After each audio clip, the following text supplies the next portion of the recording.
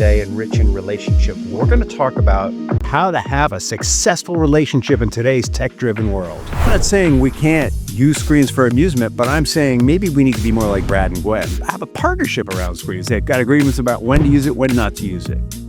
Technology is not only going to advance, it's going to become more and more predominant. Welcome to another episode of Rich in Relationship. I'm your host, Rich Heller, and I'm here to talk with you today about how to thrive in your successful lifelong relationship in a tech-driven world. The question on a lot of people's minds, or maybe, will technology strengthen or destroy your relationship? I'm going to be honest, right? It might be on my mind because I spend a lot of time looking at what's coming. And it might not be on your mind because you're spending a lot of time looking at what happened. But I'm warning you that if you don't shift your focus to here and now and what's coming on, away from what was to what will be, your relationship may not hold up against the tide of technology coming your way. The digital world isn't slowing down. AI is getting smarter every day. Social media is evolving, becoming more and more addictive. Right? Because that's what it's designed for. It's designed to hook us. It's designed to keep our eyes, because where your eyes are, that's the prize for them. Work-life balance is harder to maintain. You've seen how screens can shape or destroy relationships and you know that if you don't do something about it, you may not have the focus on your relationship that it deserves. That's what we talked about in the last episode. We talked about our intention. What's our intention? How do you make sure your marriage thrives instead of fades? And part of it, as we said in the last episode, has to do with intention.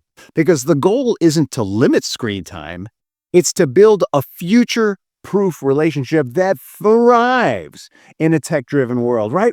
Technology is a tremendous resource. We don't want to become Luddites. Some of you may or may not know what a Luddite is. Luddites were people who, in the industrial age, they used to take machines and throw them in the water. The printing press, throw it in the water. They were anti-technology. They said technology was destroying their lives. And this fear is present today with AI, with screens, in all kinds of ways. Well, in this episode,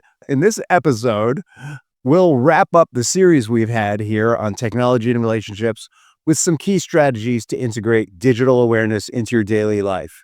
These strategies are going to ensure long-term intimacy and connection. And just get that strategies are only as potent as the emotion behind them. Screens are a problem. You see people having dinner together on their screens all the time. You see kids on screens all the time, but breaking free from digital habits isn't just about today, it's about the future. We're going to talk about a number of things. Sorry, Renz, let's try that again. Screens are a problem, but breaking free from digital habits isn't just about today. It's about the future. It's about the future for you. It's about the future for your marriage. It's about the future for your relationship. Screens are designed to hold attention, and they shape how we connect. We're going to talk about that more. Social media fuels comparison, emotional exhaustion, and digital conflict. We're going to talk about that more. Work, kids, and everyday distractions, they create parallel lives. If tech is not managed intentionally, that parallel life feeling increases instead of just decreasing. We talked last episode, and we're going to talk again about boundaries and agreements, and we're going to talk about people who have struggled with this. I mentioned earlier that screens are designed to hold attention. And you may be saying, duh, but I don't think you understand, or maybe you do, how insidious this is. The social media apps are designed to grab our attention and give us dopamine hits. Pornography gives us dopamine hits. AI gives us dopamine hits. If we're watching Netflix, they're encouraging us to watch the next episode. Any form of screen and the company that is creating the venue through which you're using that screen is designed to capture your eyes and hold your attention. And it is highly addictive.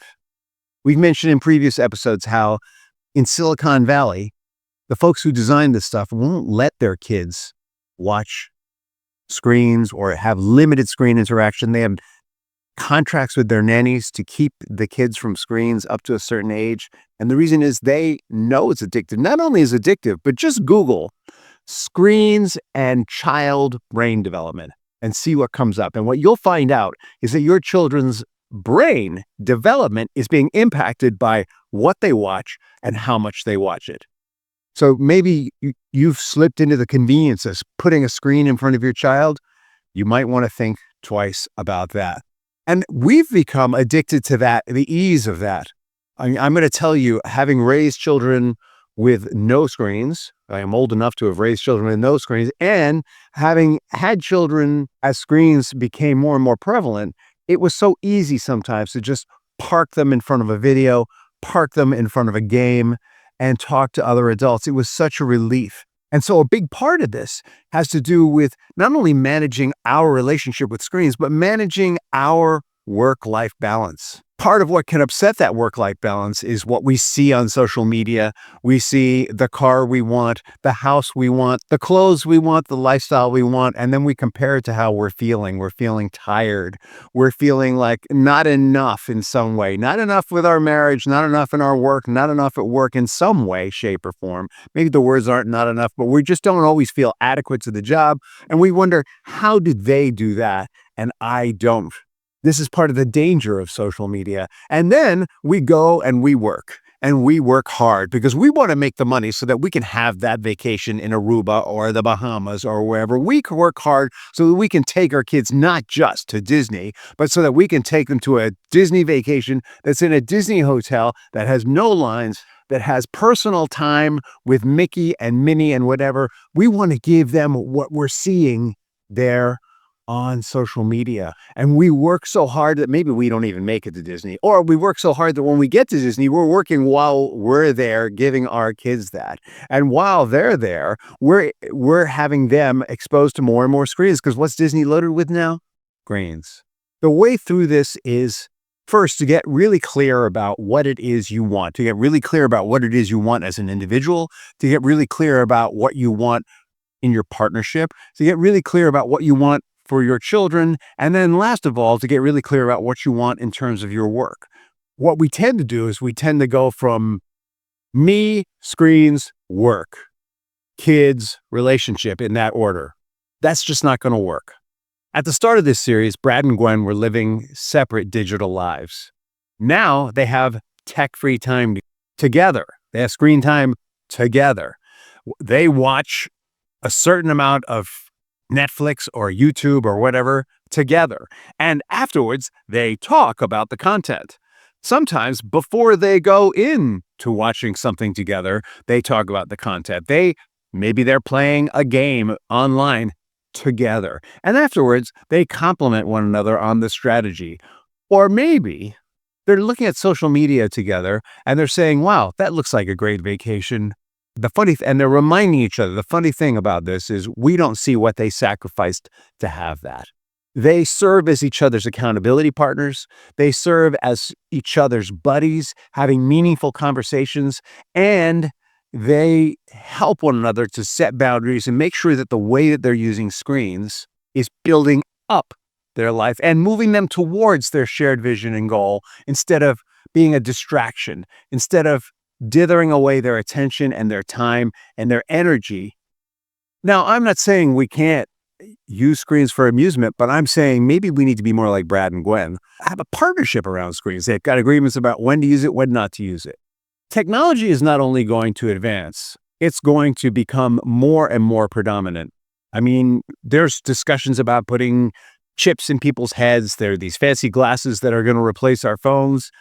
And the thing about the glasses, not only are they going to replace our phones, but the screens will be present all the time. And so if you're multitasking now, I see this with some frequency. People meet on video and you can tell they're multitasking. Sometimes you can tell they're multitasking because they're not following the conversation. Sometimes you can tell they're multitasking because a white suddenly their glasses go white or their shirt goes white because they switched from the video, they minimized the video screen and looked at it or are looking at a document. There are all kinds of ways of telling that people are multitasking. But once we start getting our our Meta glasses from Ray-Ban, where we can watch a little screen while we're doing day-to-day stuff, how are the police going to make sure that we're giving the road our full attention? They can't. How is our partner going to make sure we're giving them our full attention? They can't. If we're in meetings, how will anyone know we're fully present? It really doesn't matter if they know or not. What is that level of distraction, living in that way? What is it doing to us when we are in a Zoom meeting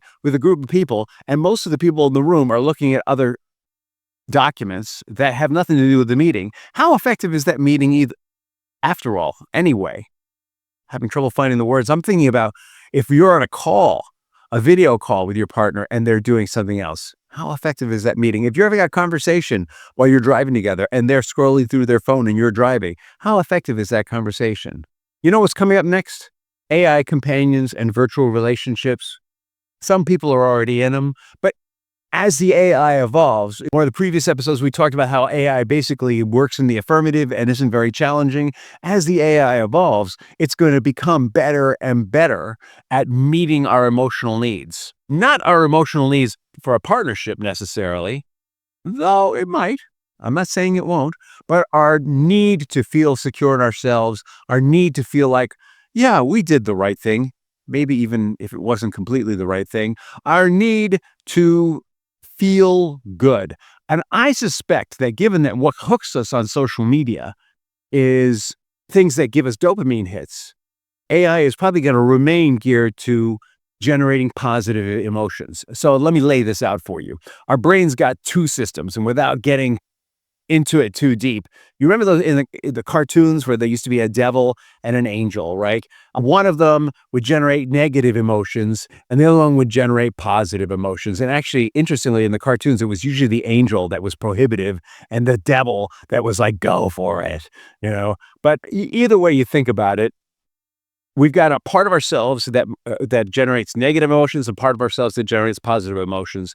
Negative emotions come up when we are maybe challenged in our relationship, where maybe we have a disagreement, we feel a little negative, and we don't like the way that feels. And there is not a big dopamine hit in that moment. The dopamine hit comes after we work through the challenge and we succeed together and we hold hands and go, wow, aren't we freaking amazing? Well, AI, I believe, is going to continue on the path of generating positive emotions, which is mostly what social media feeds on. The only difference is in social media, sometimes we see anger trends, things to get to feel upset about and anger about, but that builds up our self-righteousness, which is a positiveness. I think that AI is probably going to remain on that path of social media, not because AI designers are wicked, because they're competing with one another and they're competing for our eyes. And the truth is that what we give our attention to right now are things that make us feel good. And so it's unlikely that AI is going to evolve into something that will be more challenging to us, that will ask us uncomfortable questions. Unlikely. But I'd love to be wrong about this. The chances are that we're going to see AI continue to be affirmative.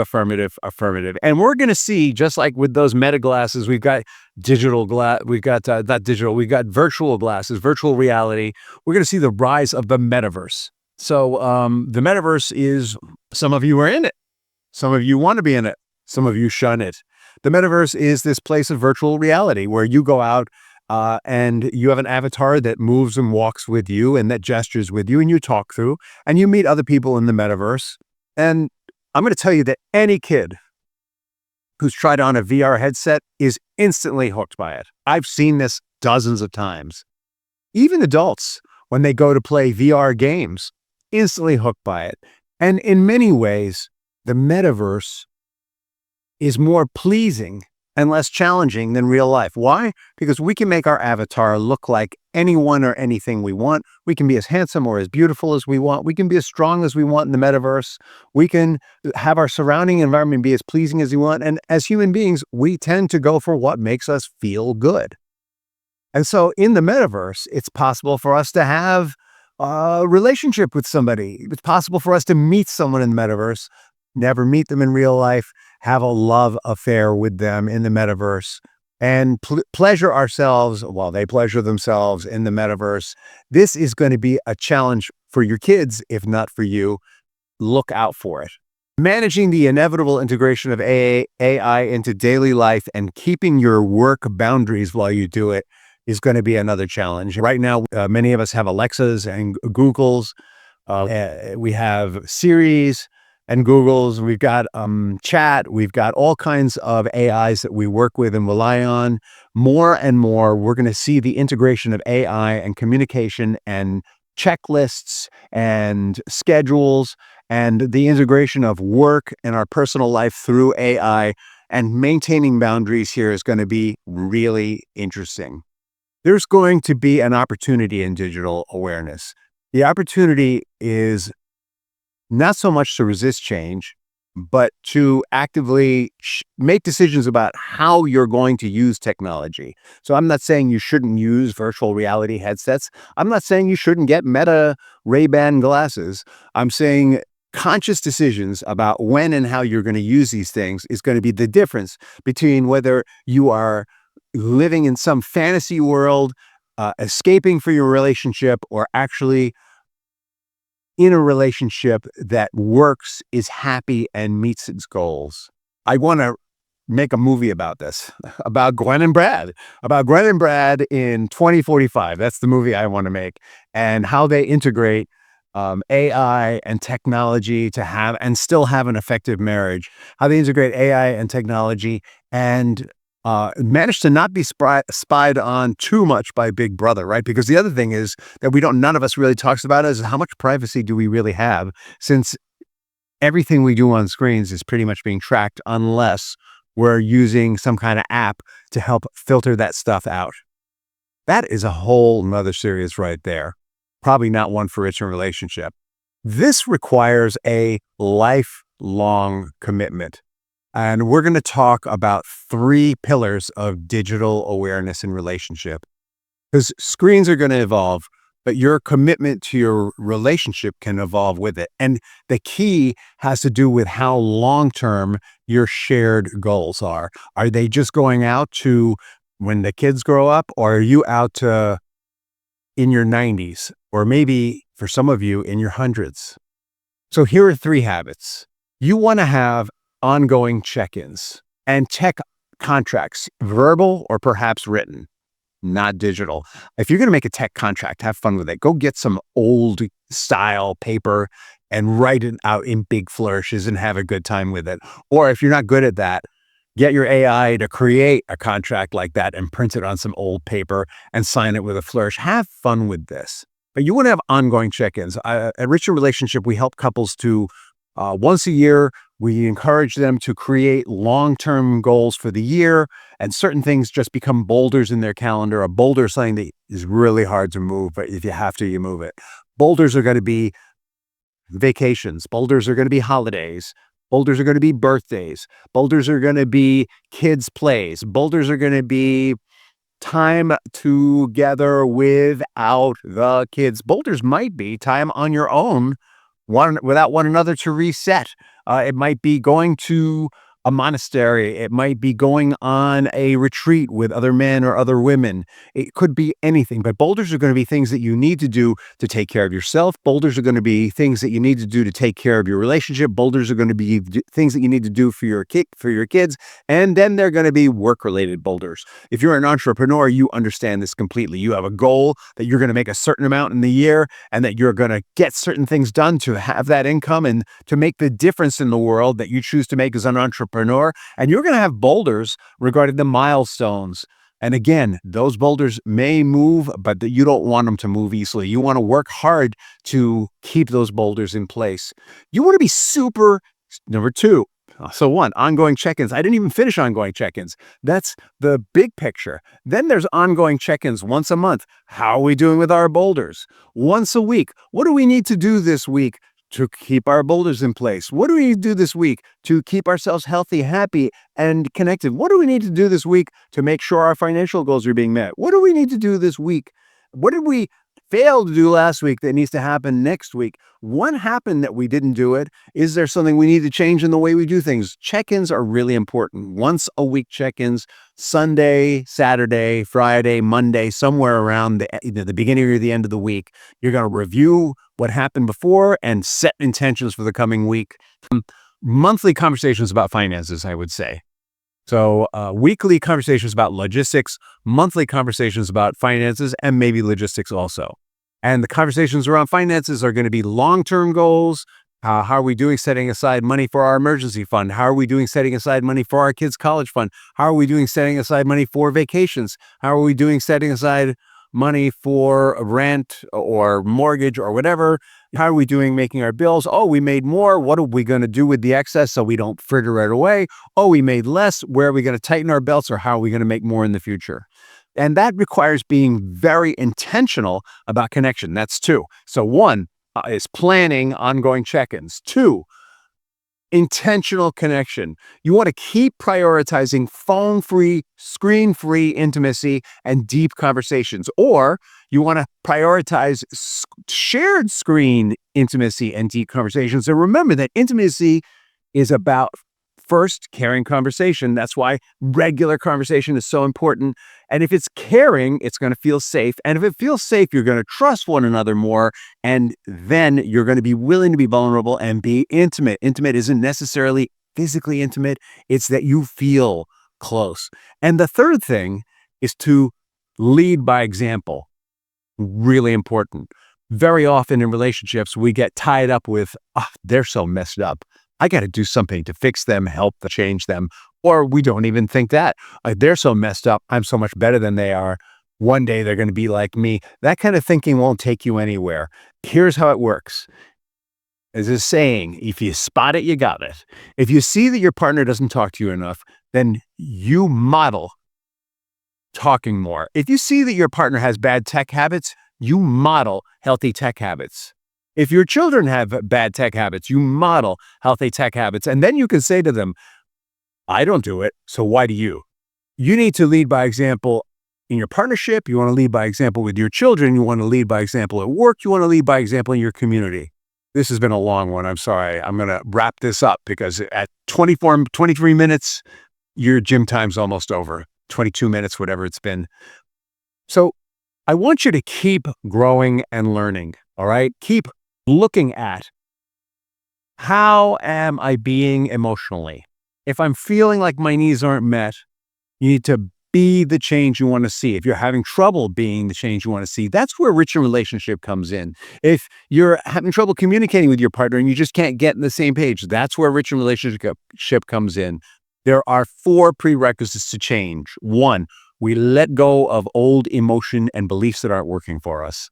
2, we create a strategy. 3, we take action. And 4, when the unexpected comes up, we keep our eyes on the prize. And we work with people in all 4 of these prerequisites and moving forward and literally changing their lives. So go to richinrelationship.com, check us out, join me for a free conversation on what your next steps might be, whatever they may be. My commitment is to help you have the most joyful and prosperous marriage possible. And I want to make sure that your next steps fit you, not necessarily me, but you. We're going to start a new series after this. It's a surprise. In the meantime, have an incredible day and an amazing tomorrow.